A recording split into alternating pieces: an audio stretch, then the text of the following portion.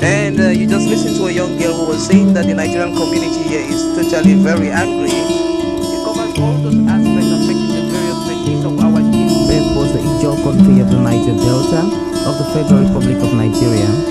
He went to several schools. His major academic genesis was at the government college, Ujeli. And go gather, destroy their food. Motivated camp and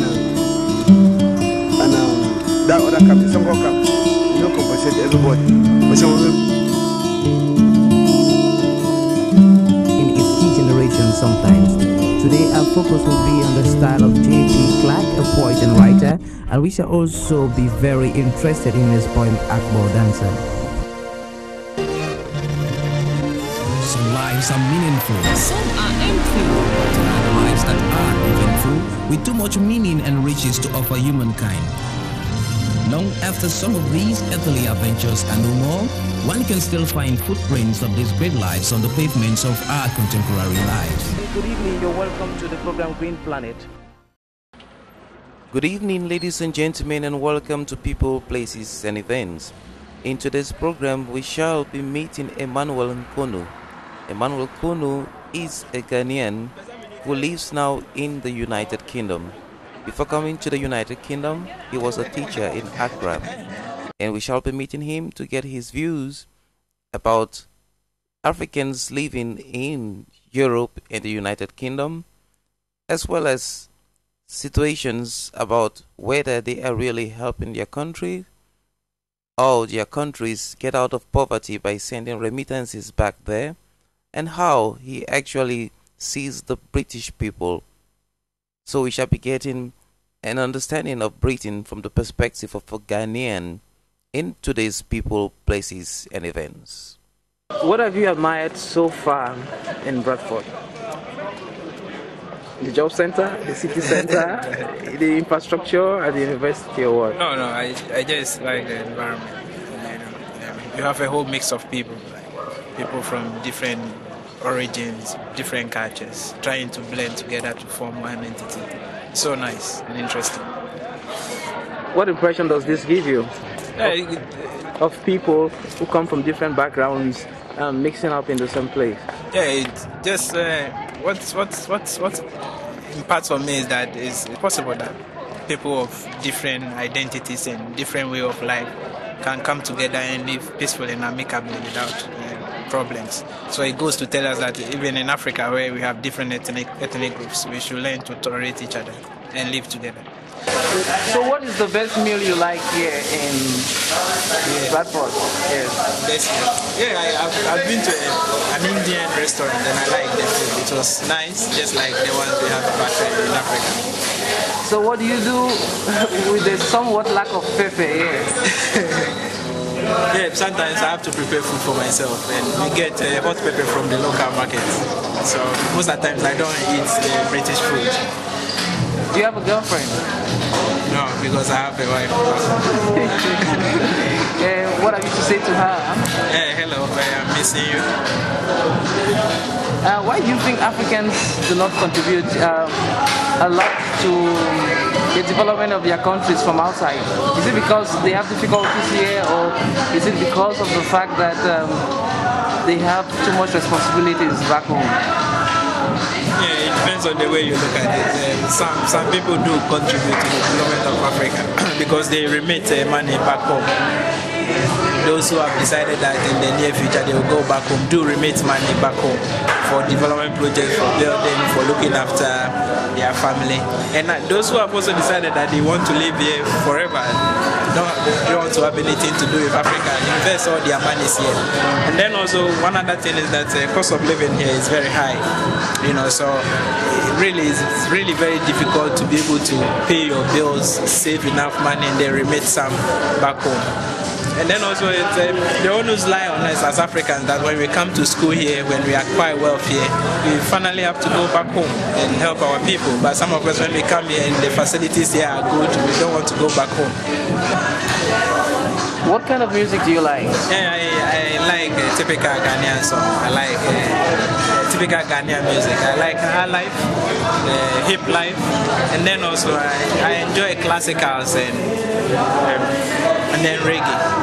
Bob Marley, like New Culture, Banting, and stuff like that. Which British classic comes to your mind? Which of the classics here comes to your mind? I don't really fancy music here because it's totally rubbish. I don't really enjoy it. Nothing of that sort. So you don't go to nightclubs? Yeah, I've been to nightclubs on several occasions, but just to release pressure and tension, I really don't fancy it. But at least you fancy the food, you fancy the climate, do you fancy the people?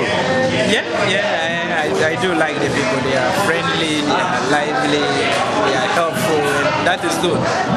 What about your system of government, democracy? Can you compare it with the systems of governments in Africa, in Ghana? Yeah. If you talk about the way this country is run and you compare to the way most of the countries in Africa are run, you see that there's a vast difference. Here the system works, transportation is okay, you don't have power outages, and here people have the right and freedom to do whatever they want to do without intimidation. There's no harassment in any form if you want to express your opinion. So it's good for them, and I hope that as Africans we emulate some of the good things here and then take it back home.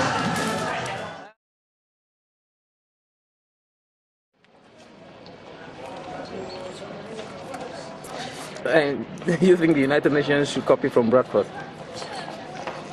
In what sense?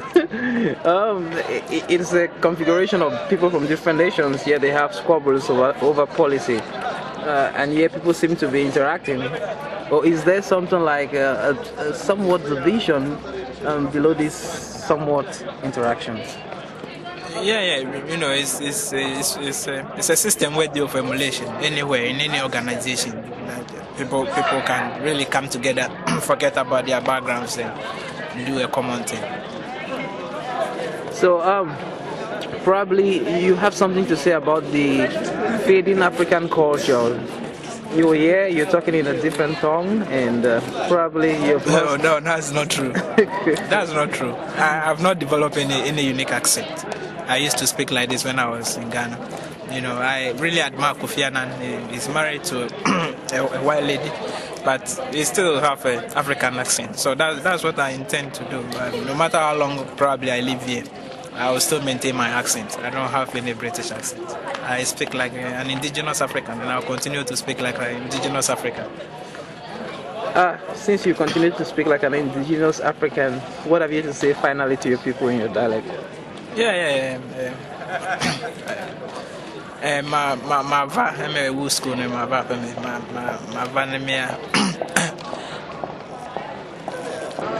So thank you very much for tuning on to People, Places and Events, and I hope you're going to continue tuning on to this program and you did enjoy an experience from Ghana, Bradford in the United Kingdom, and we shall meet next time. It has been Arrey Ivo.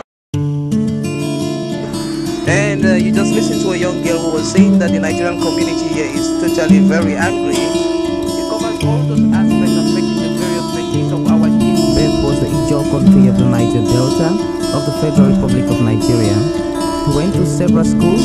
His major academic genesis was at the government college, Ujeli. And go gather, destroy their food. With the camp and that other camp, some camp, you don't compensate everybody. In its key generation sometimes. Today our focus will be on the style of J.P. Clark, a poet and writer, and we shall also be very interested in his poem Akbar Dancer. Some lives are meaningful, some are empty. There are lives that are eventful, with too much meaning and riches to offer humankind.